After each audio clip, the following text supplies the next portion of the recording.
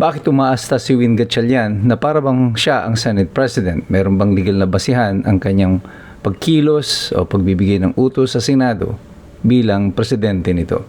Ito po muli si Attorney Mike Operario, pag-usapan natin yan. Itong mga huling araw, pinag-usapan ng buong Pilipinas.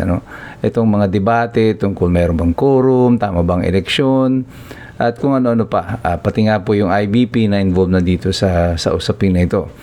However, kung bigyan man natin ng assumption, pagpalagay na po natin na totoo nga na legal na naihalal si Win Gatchalian bilang Senate President pro tempore, meron bang basihan ngayon yung kanyang pagkilos at pag-asta na siya ang nagbibigay ng command dito sa Senado, na siya pa yung nag-issue ng memorandum na hindi pinapapasok ang mga empleyado. Kung matatandaan ng lahat, si Win Gatchalian ay di umano ay inelect ng kanyang mga kakampi, yung BBM-12, na bilang isang Senate President pro tempore, at pinaliwanag ko na sa inyo before, pero Senate President pro tempore, parang yung Vice President ng Senado. Kasi may Presidente, so tapos may Vice President. Instead of Vice President, tinatawag lamang po itong Vice President pro tempore. Ngayon, anong papel ng Vice President pro tempore? Under Section 4 ng Rules of the Senate, ito po yung mga gagampanang tungkulin ng Senate President pro tempore. At siya ay kikilos bilang isang presidente at presidente ng Senado under the following circumstances. Kung magaganap po ang mga sumusunod. Number 1, when the president is absent for 1 or more days. So, pwede siguro nung mga ilang araw na absent si Cayetano, pwede siya talagang kumilos. Pero siya'y pumasok na eh. So wala nang basihan ito. So ikalawang pagkakataon kung saan yan ay pwede when the president is temporarily incapacitated. Ikatlo, in the event of resignation, removal, death, or absolute incapacity of the president. Iyan lamang po yung mga pagkakataon na kung saan siya ay pwedeng umakto bilang presidente ng Senado.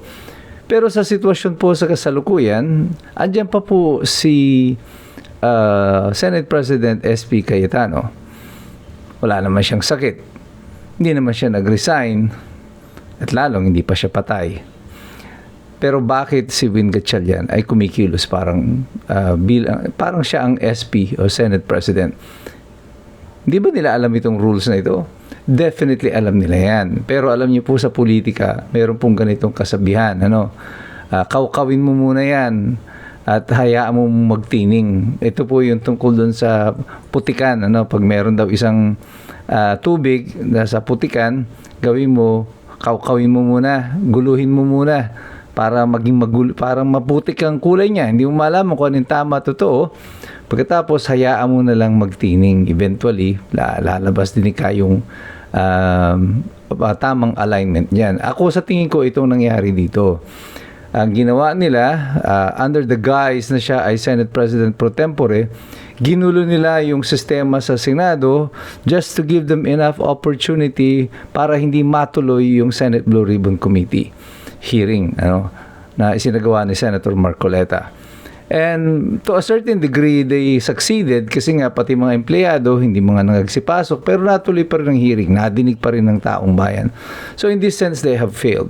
So si Senate President Alan Cayetano ay naroon pa rin. Siya pa rin ang Senate President.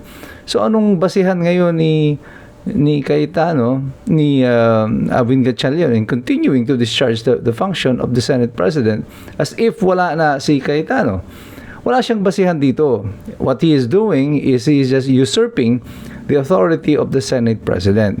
Bakit malakas ang loob niya dito? Dahil kinilala siya bigla ng Malacanang, ng Presidente ng Pilipinas, bilang legal daw na Senate President. Yan ang pahayag ng Malacanang. So malakas ang loob niya rito because with the backing of the Malacanang, with or without a basis in law or under the Senate rules, i-enforce nila ito, ipipilit nila ito. At ngayon, ganun nga ang kanilang ginagawa hanggang sa kasalukuyan, ipinipilit nila ito. Dahil, anong magagawa nga naman ni Cayetano? Saan siya pupunta? magrereklamo siya. Kanino? Sa NBI, sa Ombudsman, the Department of Justice. O yun ang mga posibleng criminal cases na isasampa. The other resort will be to go to the Supreme Court. But that will take time. By that time, nangyari na yung gusto ng mga grupo ni Gatchalian. By exerting so much pressure at saka sa pamamagitan ng kaguluhan nito, it gave them opportunity na guluhin yung iba pang mga senador at may mga bumigay na nga. Kasama po dyan, ito na nga, si Cheese Escudero. At umuugong ang mga bali-balita na baka by Monday, itong si Joel Villanueva ay lumipat na rin sa administrasyon dahil pumunta daw sila ng kanyang tatay doon sa Malacanang. I'm praying that it is not true. Sana po hindi ito totoo. Because if it is true, hindi lamang po ang political career ni Joel Villanueva ang magsasuffer dito. Even their congregation will suffer through this. Kasi kung wala ka talagang kasalanan, dapat paninindigan mo yan. Hindi ka dapat matakot sa pagkakakulong o ikaw ay kakasuhan. Kung totoo namang wala kang ginawa at wala kang kasalanan. Gagawin mo lang kasi yan na makikipagkompromiso ka kung alam mo na meron silang hawak na ebidensya laban sa iyo. Bakit si Jinggoy Estrada? Ang perception ng marami ay medyo trapo, corrupt, at walang gagawing mabuti sa bayan, pero meron palang tapang na manindigan. Tapos ikaw, supposedly lingkod ng Diyos, ay biglang susuko dito sa mga naghahari-harian and to, I call, unadulterated evil that is happening na merong naghahari dyan sa Malacanang. If you do that, and I hope, I certainly pray and hope that it is not true, na si Senator Villanueva will be susuko sa Malacanang. Then you would have proven to everyone na totoo ang lahat ng mga storya na ito laban sa inyo. And deserve mo nga siguro kung ikaw ay ganyan mangyayari, kung lumipat ka man dyan, well, probably you deserve to be there. Because saying goes, birds of the same feather flocks together. Sana hindi ito totoo. Pero kung mangyari man po yun at magkatotoo, nalilipat nga siya doon sa kabila, magiging moot academic na po ang discussion natin tungkol dito sa acting president, Senate President nito na si Win Gatchalian, because everything will be consolidated at siya na nga po ang uupo na presidente ng Senado legally.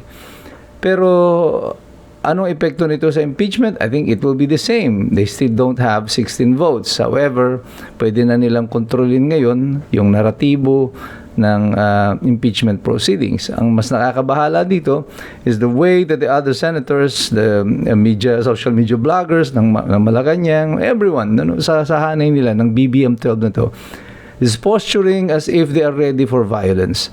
Kagaya ng sinasabi nung si Erwin Gatchalian, pipitsarahan daw si Cayetano, ilalabas forcibly. Yan din sinasabi ni Matibag, magkita tayo sa Senado. Pati yung bakla na si Jesus Falsis, kamay ng bakla daw ang kanya ipapakita, hindi kamay na bakal, kundi kamay ng bakla. These are posturing.